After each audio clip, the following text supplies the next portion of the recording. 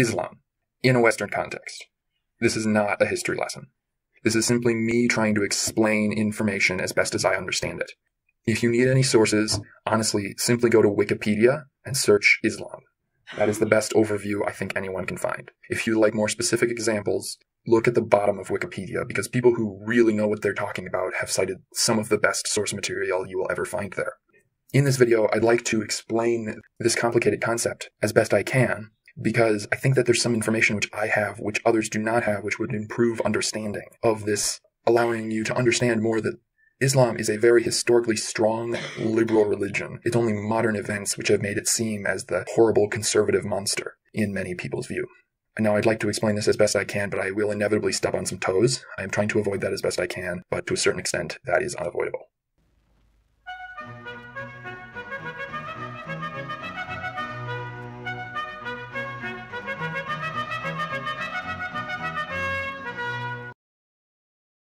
For the sake of things, I will compare Islam to Christianity, simply because it is the most prevalent faith in the West. As you can see from the visual representation I have made, I have listed the liberalism and conservatism of the policies within these faiths by 3 colors: liberal, neutral, as well as conservatism. The way you can measure this is not by how we consider it today or when the religions were founded, but how normal a policy like this was at the time it was implemented. So there's one major thing that's incredibly revolutionary to Islam. They accept all previous monotheistic prophets, although they view them as less significant than their own prophets, mainly Muhammad, but they still view them as legitimate prophets of God.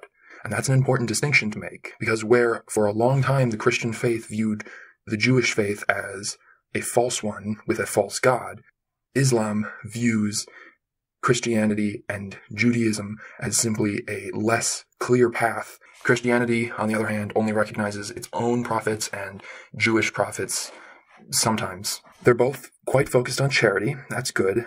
Believe it or not, that's not something that all religions were. Another thing that's incredibly liberal about Islam is that it does not view its prophets as divine or as better than human beings. Whereas in Christianity, many prophets are considered more than human, where in Christianity, Jesus, where he is considered to be on a similar ranking as divinity, Muhammad is simply viewed as the greatest of men, but still a human. Also, Islam has a very good relationship with those of other faiths, which until very, very recently, historically, Christianity and Judaism as well do not. They accept those only as false, bad things that they simply do not have the worldly power to get rid of, as to where Islam views them as less correct, but still better than nothing paths, accepting all monotheists. This even includes Zoroastrians, if you can find any. They accept these followers of these religions as people of the book, meaning lesser than followers of Islam, but greater than followers of no religion or multi-god religions or other such. Now, one thing that's fairly normal and actually fairly liberal within Christianity, but normal response within Islam, is that there isn't a totally equal reward to faith in life. Whereas in Christianity, everyone is rewarded equally by going to heaven. Within Islam, though, this is not the same. There is internal divisions which do affect reward in the afterlife. It's not all good for Islam and Christianity is all bad. But the thing I wish to really drive home with this point is that Islam is the liberal religion, as you will see in the next segment. Another thing that is actually quite conservative of Islam is that even in recent times, they have been very reluctant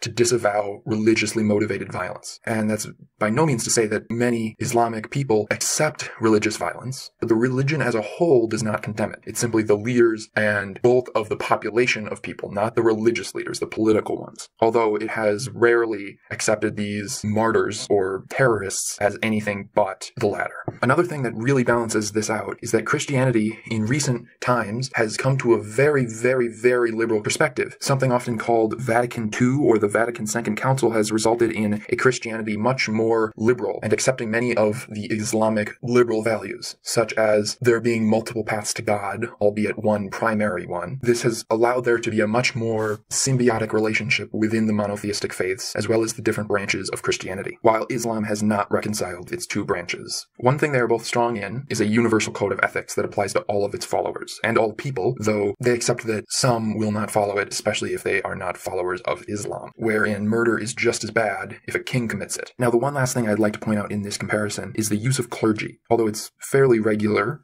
to have distinct clergy which have a special relationship with the divine, they have a stronger relationship with the divine in this life. Islam is actually very, very, very liberal in that they do not have clergy. What they do have is religious scholars. Now, these are similar but not the same thing, being as, although there are many different groups within the religious scholars which have stronger codes of ethics than most people follow, it is not absolutely required to be both a religious leader and more moral than any other citizen of Islam. This is very good because it allows for more change. It allows for the representatives of the faith to be one of the people, simply the most educated of the people. Consider, in a Western perspective, this would be as if our senior professors within our best colleges were all cardinals. Although nowadays we might be horrified by such an idea due to the modern concepts such as separation of church and state. For when this idea was created, the idea of a totally accepting scientific and religious unity was strange. There were many religious scholars of many faiths, but there was a distinction between scholar and person of religious leadership,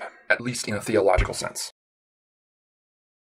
Liberalism over time, more or less. The thing is, this is a really, really rough graph that I'm sure many will be able to argue quite thoroughly about, but from the knowledge of Islam as I understand it and as comparing to Christianity, this is the best way I can explain things.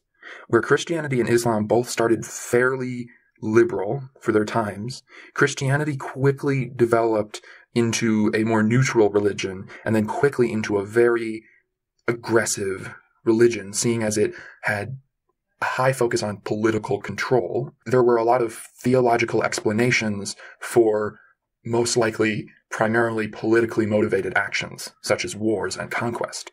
Many can point to the Crusades or the Inquisition being, rather than true theological reforms, being conquest and a way of cementing political control.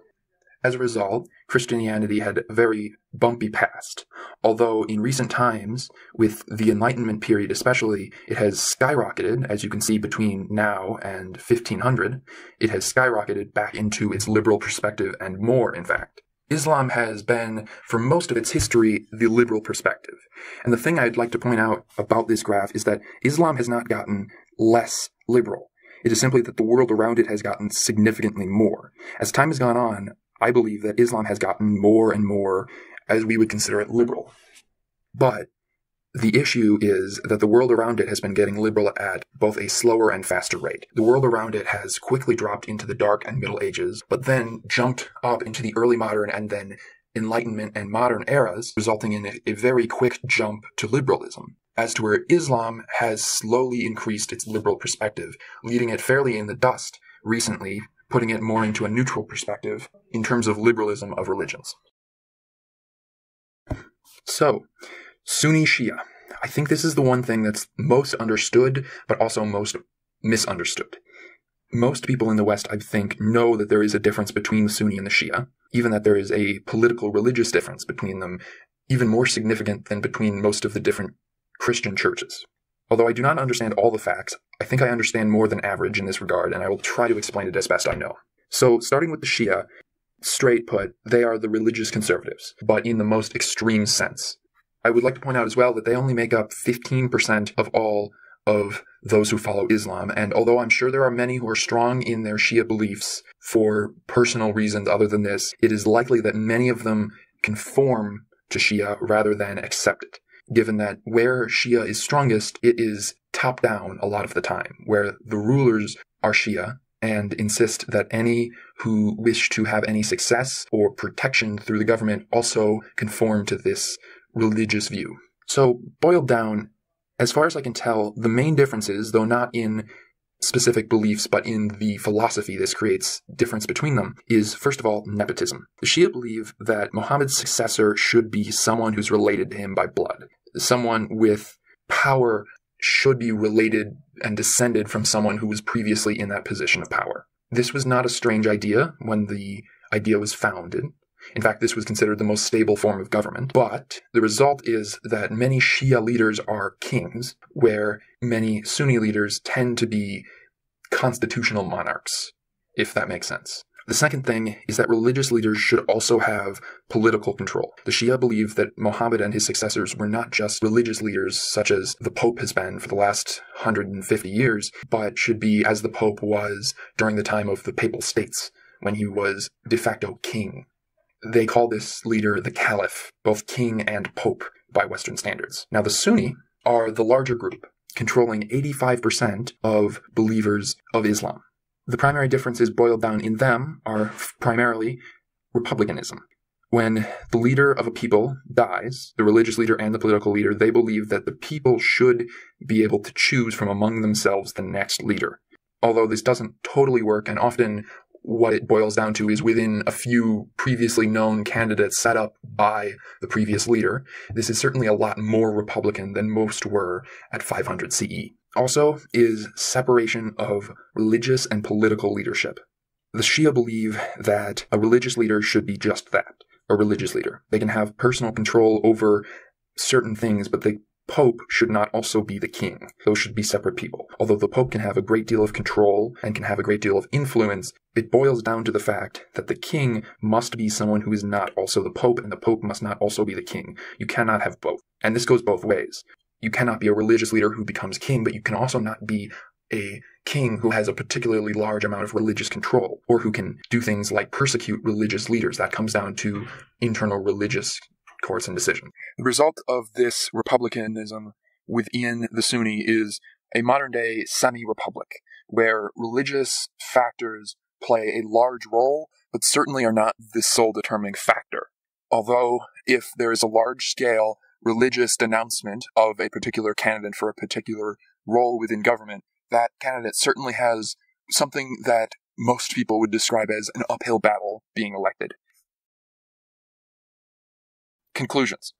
Although Islam has in the West an image of close-mindedness, that is primarily from its hesitation to change quickly. For most of its history, Islam was the open-minded intellectual faith. It's only the recent spike in liberalism within Christianity and the West which has left Islam in this position of seeming to be overly conservative and dramatic. I hope you enjoyed this new, more educational-based video. I will work on creating more of these in the future. Islam is such a complicated religion, and it's even harder for making a video like this where I have to compare it in a more westernized context when it really isn't a Western thing. I hope you enjoyed the video. It certainly wasn't a fast thing to write, record, or edit. Well, I hope you come back for more videos like this, because although it was hard, this was one of the more enjoyable things I've ever made.